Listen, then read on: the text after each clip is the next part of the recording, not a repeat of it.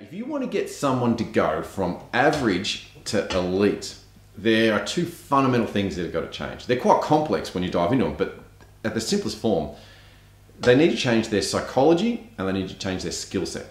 They need to have the thought process of a champion, and they also need to have the skill of a champion. Now, if we can get someone to that level, what we're going to do is we're going to maximize their ability. Are we definitely going to win the gold medal? No, but what we can do is we can guarantee that we can deliver the best of what we're genetically capable of. Now, if you look at health and well-being in an organization, what you'll find is that there are some people that do not think like champions. They think pretty sloppy, and there are other people that really are models of health and well-being and fitness.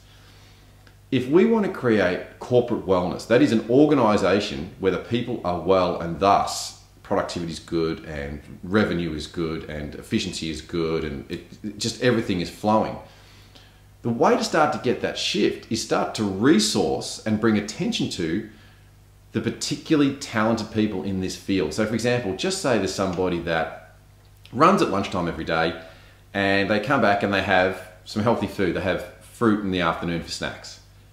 If we say to them, mate, I see you eating fruit every day. Listen, I'll tell you what, on Wednesdays and Fridays, why don't we bring in the fruit and look after it and just, just to support you because it's great. Now, what's going to happen is everyone else in the organisation says, well, what about us? How come we don't get some fruit? I'm like, I'd love to buy you some fruit. Now, what's happening at this time is that we're now getting everybody else in the organisation to start to think about, fruit. That's an interesting idea. There's a change in psychology, but not only that, then they go and eat the fruit and they see what the other person's eating, and we're starting to change the skill. We're starting to change the habit, the pattern. But what we're doing is we're bringing attention to and resourcing the elite and talented people in the organisation.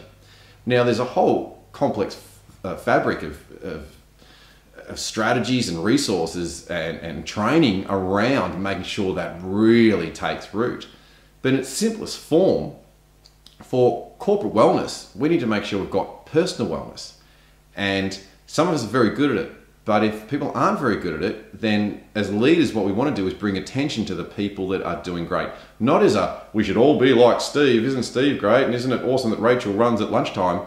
Not in that way, just the simple things that people can reach, the things that they could do straight away.